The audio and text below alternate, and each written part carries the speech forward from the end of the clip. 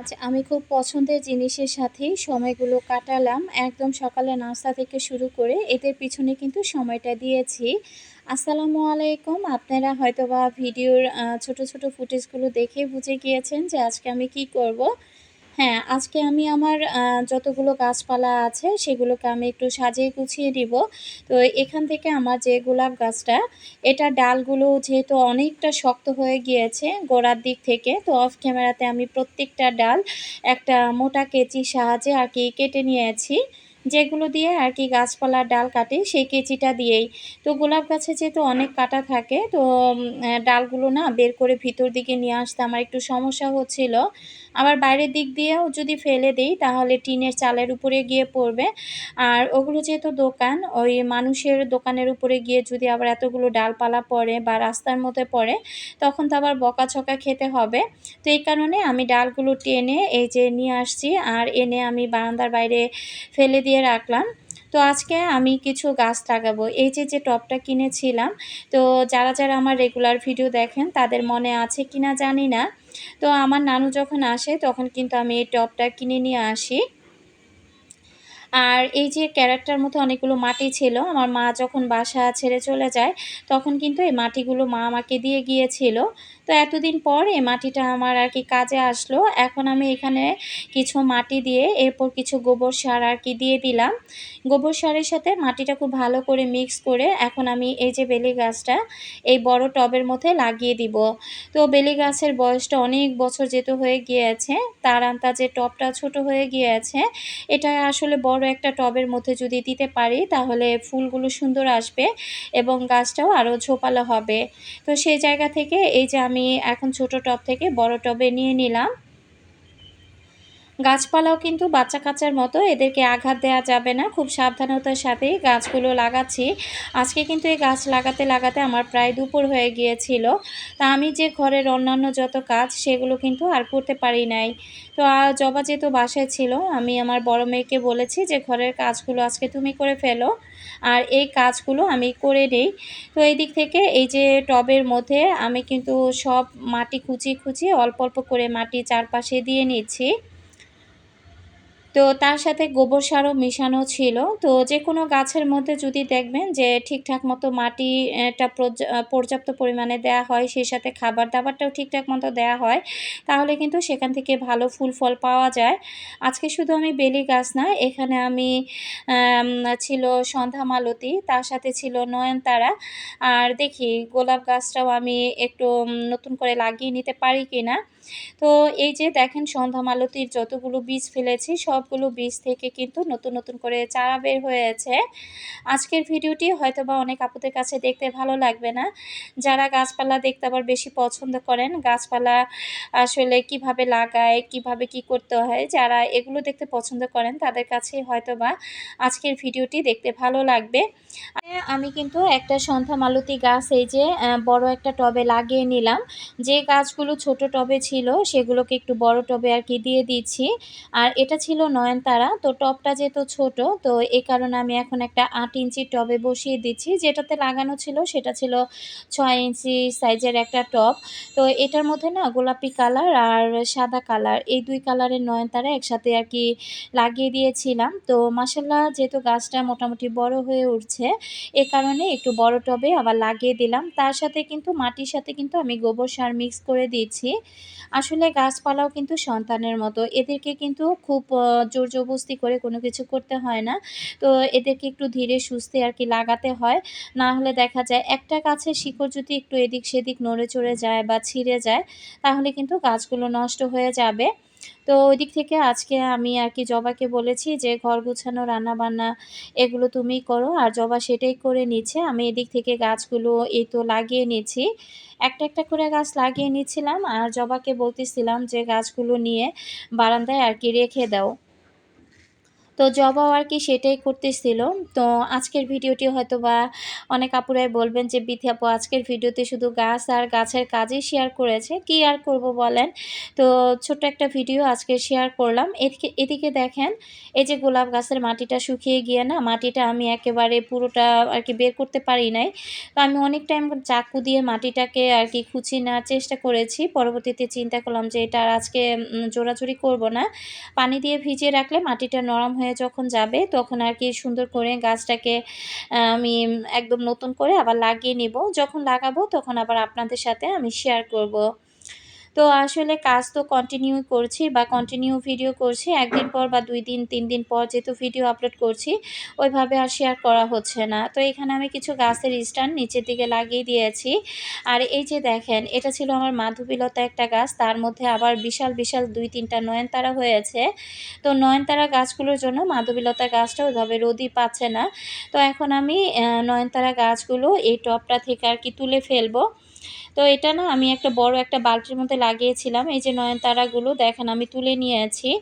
নয়নতারার গাছগুলো এত বড় বড় হয়েছে, আমি কিন্তু বীজ ফেলেছিলাম আর বীজ থেকে কিন্তু এত বড় গাছ হয়েছে। তো গাছগুলো তুলে নেওয়ার আগে সকালবেলা আমি এখানে ইচ্ছা মতো পানি দিয়ে দিয়েছিলাম, যেন মাটিটা ভালো করে ভিজে যায় আর গাছগুলো যেন আমি খুব সহজে তুলে নিতে পারি। তো এই যে আমি কিন্তু নয়নতারা গাছগুলো তুলে নেওয়ার পর এই জায়গাটাতে কিন্তু এখন পর্যাপ্ত পরিমাণে আলো বাতাস পাবে। আসলে যে কোনো গাছের গোড়ায় যদি আলো বাতাসটা ঠিকঠাক মতো না পায় তাহলে কিন্তু সেই গাছটা ঠিকঠাক নিয়মে বেড়ে ওঠে না। তো দেখেন আমার নয়নতারা গাছটা কি ঝোপালো হয়েছে। এটা আমি বারান্দার বাইরে লাগিয়ে দিব। বারান্দার বাইরে আমি একটা তেলের গ্যালন কেটে এরপর আমি একটু ছিদ্র করে নিয়েছি, সেখানে আমি বারান্দার বাইরে আর কি অল্প পরিমাণে কিছু মাটি দিয়ে নিয়েছি। তো জুঁইকে বলেছিলাম যে গাছটা একটু ধরো, আর আমি গাছের গোড়ায় এখন আমি খুব সুন্দর করে মাটি দিয়ে দিব। তো মাটি দিয়ে একটু ভরাট করে দিলে গাছটা কিন্তু আর কি সেট হয়ে যাবে। 2-4 দিন যদিও গাছটা একটু ঝিমিয়ে থাকবে, পরে ধীরে সুস্থে কিন্তু গাছটা ঠিক হয়ে যাবে। তো যাই হোক, এই তো আমি এখন অল্প অল্প করে একটা শ্রেণীর সাহায্যে মাটি দিয়ে দিলাম। গাছটা কিন্তু অনেকটা ঝিমিয়ে পড়েছে, আর বাইরে যেহেতু রোদের পরিমাণটা একটু বেশি ছিল, তো আবার একটু ভয়ও পাচ্ছিলাম যে আবার মরে যায় কি না। তো দেখা যাক, এভাবে থাক, ও সময় হলে ও ঠিক হয়ে যাবে। আর মায়ের বাসা থেকে যে কিছু যে পুর্তুলিকা এনেছিলাম সেই পুর্তুলিকা থেকে কিন্তু একটা লাল টকটকে ফুল ফুটেছে, দেখে কিন্তু মনটা ভালো হয়ে গেল। আর এই স্ট্যান্ডের মধ্যে আমি এখানে এই যে বড় টব আর ছোট টব মিলিয়ে আর কি রেখেছি। তো আসলে আমার কিছু বড় বড় স্ট্যান্ড কিনতে হবে গাছ রাখার, তো ওই স্ট্যান্ডগুলো কিনলে নতুন করে আবার গাছগুলো সাজিয়ে নিব। তো এই যে দেখেন আমার মরা জবা গাছে মাশাআল্লাহ অনেক পাতা এসেছে, তারপর ফুল এসেছে। আর লাল নয়নতারা গাছটার মাঝখানে দেখলাম আবার একটা সন্ধ্যা মালতী গাছ হয়েছে। আমার মনে হচ্ছে যে সন্ধ্যামালতী গাছটা যেভাবে হেলদি হচ্ছে, ওই গাছটাই মনে হয় সকল রকমের সার খেয়ে নিয়েছে। আমার একদম লাল ফুলের গাছটা যে কি হবে আল্লাহই ভালো জানে। আর এই যে আমি এইদিকে কিন্তু এই গাছের মাটিগুলো কুচিয়ে আবার মাটিটা সমান করে দিলাম। তো মাধবীলতা গাছে এখনো পর্যন্ত কোনো ফুল দেখতে পাই নাই, এই কারণে কিন্তু আমার মনটা ভীষণ খারাপ। তো দেখা যাক, এখন যেহেতু গাছটা সরিয়ে দিয়েছি এখন ফুলের দেখা পাই কি না। তো অনেক গাছেই আসলে খাবার দাবার দেওয়া হয় না, এদেরকে ঠিকঠাক মতো খাবার দাবার দিতে হবে। আর মেহেদি গাছে দেখেন আমি এই পাশটা একেবারে জঙ্গলের মতো হয়েছিল, তো বাড়তি যে ডালপালাগুলো ছিল সেগুলো আমি সব কেটে ছেটে দিয়েছি। এখানে কিছু পুরাতন পাখির বাসা ছিল, সেগুলো আমি ফেলে দিয়েছি। আর এই যে জবা গাছটা দেখতে পাচ্ছেন, এই জবা গাছটা না হঠাৎ করে শুকিয়ে একদম কেমন যেন হয়ে গিয়েছে। তো এই জবা গাছটা দেখার পর আমার মনটা কিন্তু একেবারে খারাপ হয়ে গিয়েছে। জানি না যে কি হয়েছে, গাছটা কেন হঠাৎ করে এমন হয়ে গেল। তো একটু আর কি নখের আঁচড় দিয়ে দেখতেছিলাম যে গাছের ভিতরের অংশটা সবুজ আছে কিনা। তো দেখলাম যেহেতু সবুজ আছে, তো এই কারণে গাছের ডালটা আর তুলে ফেললাম না। দেখা যাক ওখান থেকে নতুন কোনো ফুল বা পাতা বের হয় কিনা। আর এদিক থেকে আমি জবাকে বলছিলাম যে আমাকে কিছু আর কি সরিষার খোল ছিল, তো বললাম যে ওটা আমাকে গুঁড়ো করে দাও। সরিষার খোলটা যেহেতু একটু আস্ত আস্ত ছিল, তো ওটা ব্লেন্ডারে দিয়ে আমি গুঁড়ো করে নিয়েছি। আর তার সাথে কিছু লাল পটাশও এনেছিলাম, তো ভাবলাম এগুলো আমি খুব সুন্দর করে রিফিল করে আর কি রেখে দেই। তো দেখা যায় এই যে সরিষার খোলটা এটা কিন্তু ফুলের গাছের জন্য খুবই উপকারী। তো দেখা যায় ১৫ দিন পর, পর একবার এপ্লাই করলে কিন্তু গাছের জন্য খুব ভালো একটা রেজাল্ট পাওয়া যায়। তো আমি যেহেতু অনেক বছর ধরে কোনো ধরনের খাবারই গাছে ব্যবহার করছি না, সেই জায়গা থেকে চিন্তা করলাম যে না, গাছগুলোকে নষ্ট করে লাভ নাই। কারণ এগুলো আমার অনেক কষ্টের জিনিস, এগুলো অনেক বছর ধরে আমার সাথে আছে। তো বিনা যত্নে যদি এভাবে রেখে দেই, অবহেলায় রেখে দেই, তাহলে কিন্তু এটা খুব সহজেই নষ্ট হয়ে যাবে। তো সেই জায়গা থেকে গাছের কিছু খাবার আর কি কিনে নিয়ে আসছি। তো আমার সংসারের ঘরের জিনিসপত্রের মধ্যে, কাজকর্মের মধ্যে এই গাছপালাটাও কিন্তু আমার আরেকটা ভালো লাগার অংশ, ভালোবাসার অংশ।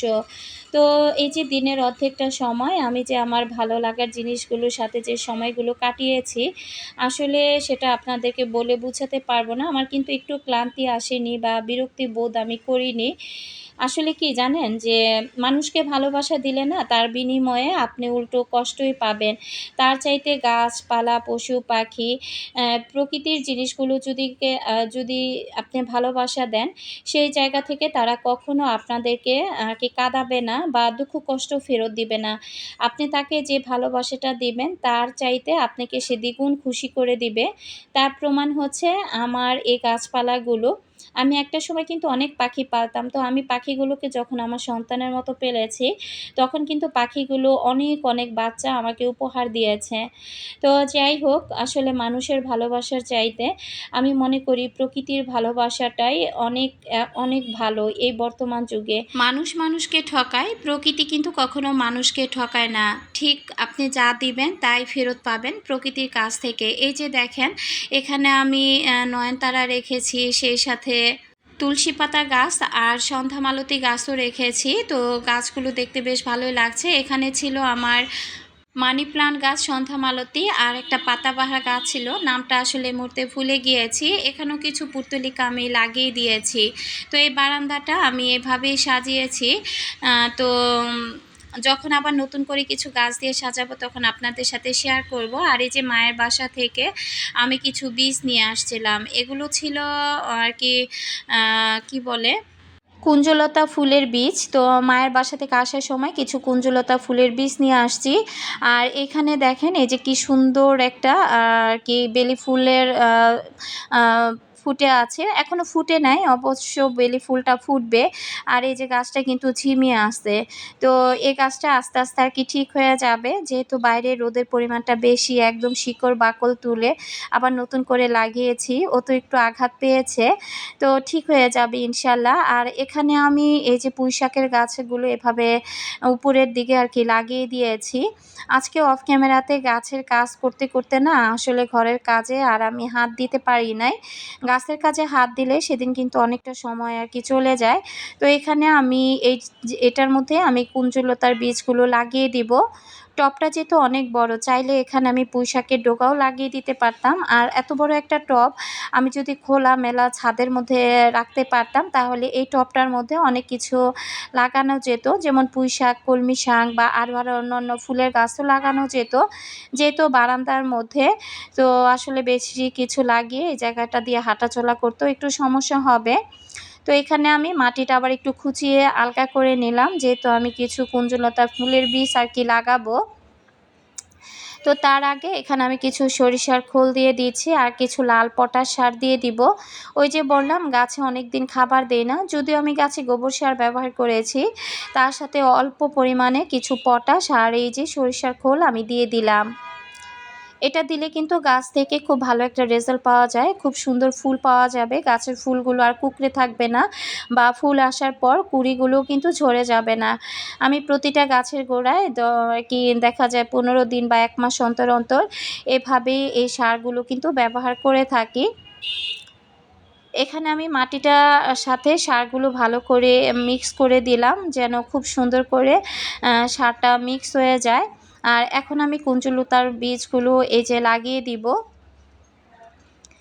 এই গাছগুলো যখন আর কি ফুল ফুটবে, দেখতে এত ভালো লাগবে। তো বারান্দাটা যেহেতু একেবারে ছোট, আর এটা যেহেতু একদম লতানোর মতো একটা গাছ, যখন হবে যদি কখনো ফুল ফুটে, তখন তো আপনাদের সাথে শেয়ার করব। আগে গাছের বীজগুলো লাগিয়ে দিলাম। তো দেখি যে কয়টা বীজ থেকে সবগুলো চারা বের হয় কিনা। তো আমি বীজগুলো ফেলে উপর থেকে মাটিটা আলগা করে আর কি দিয়ে রাখলাম। অনেকগুলো বীজ ফেলেছি, এখান থেকে যে কটা বের হয় হবে, আর যেগুলো বের হবে না সেটা বলবো যে আমার ব্যাড লাক, আসলে আমার কপালটাই খারাপ। তো এখন আমি কিন্তু গাছে পর্যাপ্ত পরিমাণে পানি দিয়ে দিব। একটা সন্তানকে ঠিক যেভাবে যত্ন করা হয় গাছগুলো কিন্তু ঠিক সেরকমই। আপনি এই গাছগুলোকে যতটা যত্ন করবেন, যতটা দেখা যায় তাদেরকে যত্নের উপরে রাখবেন, ততটাই কিন্তু আপনাকে সে খুব সুন্দর ফুল ফল দিবে। তো আমি এই যে পানি দিয়ে দিলাম। তো মোটামুটি আমার সকল গাছের কাজকর্ম শেষ। আর গোলাপ গাছটা আমি এভাবে এনে রেখে তারপরে আর কি বেশি করে পানি দিয়ে রেখেছি। তো এই গাছটাও আমি যখন নতুন করে আবার লাগাবো গোলাপ গাছটা, তখন আপনাদের সাথে শেয়ার করব। তো আজ এ পর্যন্ত। আল্লাহ হাফিজ। আসসালামু আলাইকুম।